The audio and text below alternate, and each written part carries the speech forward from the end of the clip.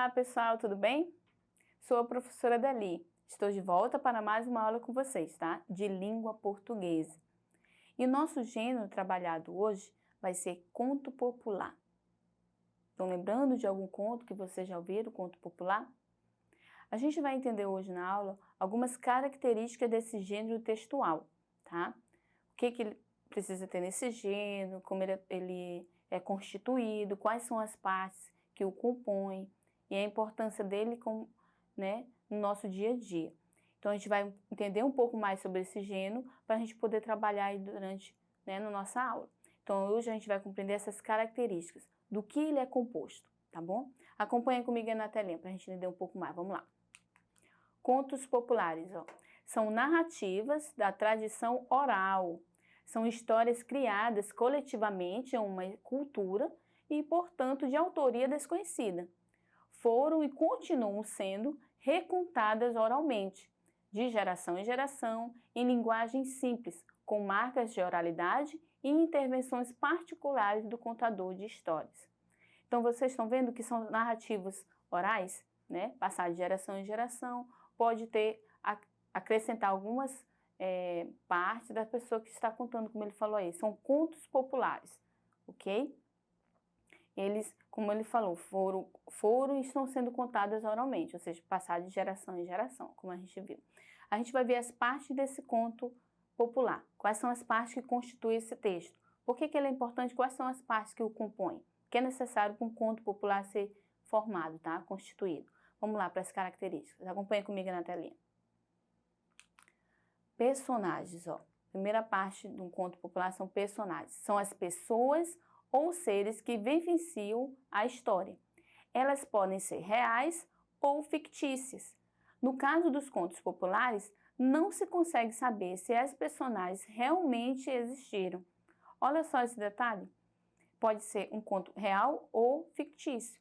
E os personagens, eu não vou saber se eles realmente existem ou existiram, tá? Isso no conto popular, tá? Vamos ver outras características. Volta comigo aí na telinha, vamos lá. Narrador é a voz que pode ser falada, mas também escrita, que conta a história. Essa voz pode ser aquela que apenas conta o que vê ou algo que aconteceu com ela. Então, essa é a parte no conto popular, o narrador. Aquela pessoa que está lendo a história, ou, de certa forma, né? Ou que só conta uma coisa que aconteceu ali com ela, como explicou aí o narrador, tá? A função do narrador. Vamos para a telinha, continuando, vamos lá. Tempo, ó, é quando a história acontece. No caso de contos populares, são textos antigos e que ninguém sabe exatamente em que tempo aconteceu. No texto, normalmente há marcas que nos possibilitam identificar esse tempo. Uma delas é a conhecida expressão, era uma vez. Muitas vezes a gente vê isso, né? Era uma vez. Então fique atento, pois embora essa expressão seja mais comum, ela não é a única forma de marcar esse tempo.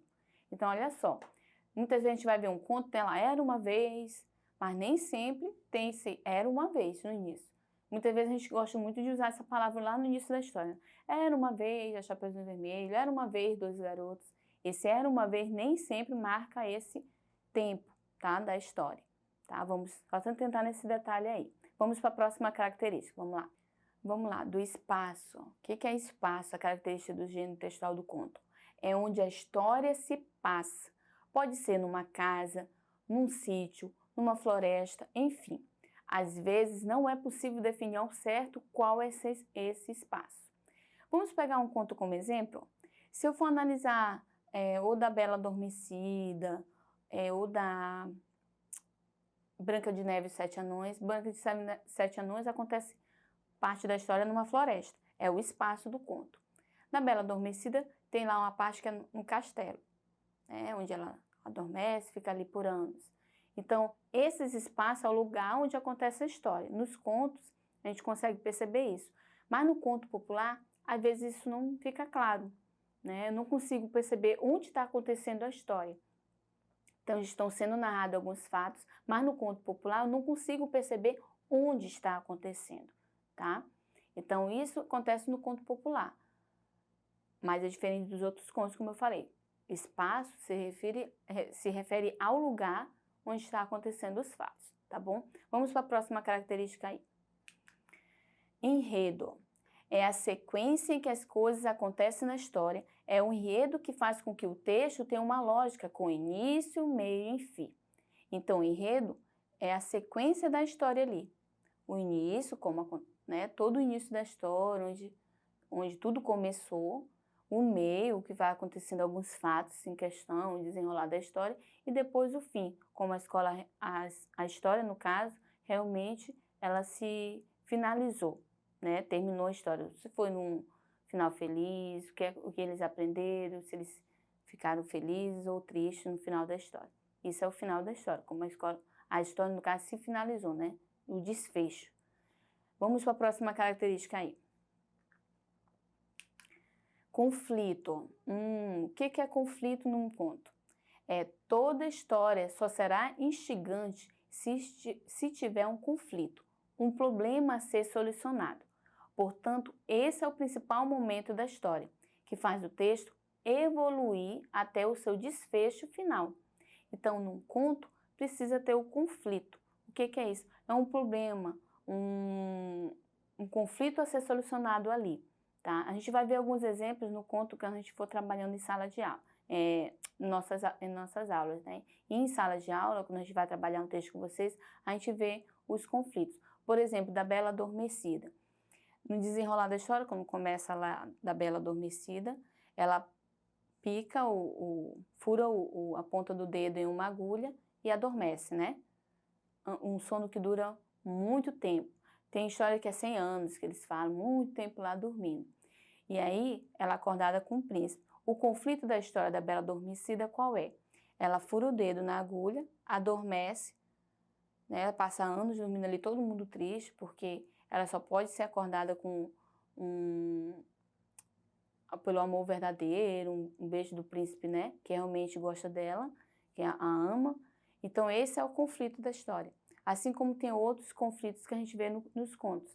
E no conto popular não é diferente. Tem que ter um conflito. Embora o espaço e o tempo não fique claro, mas tem um conflito, porque no final tem um problema a ser solucionado ali.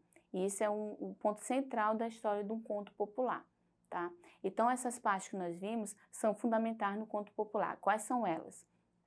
Personagens, né, as pessoas que fazem parte da história ali, o narrador, né, a pessoa que está lendo ou vai contar os fatos, né, de forma como aconteceram, colocando até algumas partes ali, conforme, né, você for contando oralmente. Aí também tem o enredo, que é fundamental, que é o início, meio e fim da história. Tem o espaço e o tempo, que não ficam claros num conto popular, é diferente de outros contos, como eu expliquei, né? Que eu sei que acontece numa casa, no castelo, na floresta, mas num conto popular isso não fica claro. A gente vai ver alguns exemplos durante as nossas aulas, para vocês entenderem um pouco mais sobre isso, tá? E também tem o conflito, que é importante aí, tá? Que é um problema a ser solucionado aí. Tem um conflito, mas eu preciso resolver. Né? No caso, a Bela Adormecida furou o dedo, como eu já expliquei dando esse exemplo. Essas são as partes fundamentais do conto popular. Nas próximas aulas, a gente vai fazer a leitura de um conto e você vai entender um pouco mais sobre essas partes aí. E a gente vai poder identificá-las melhor, tá bom? Eu espero que você tenha gostado. Nossa aula fica por aqui. Te aguardo na próxima. Tchau, tchau.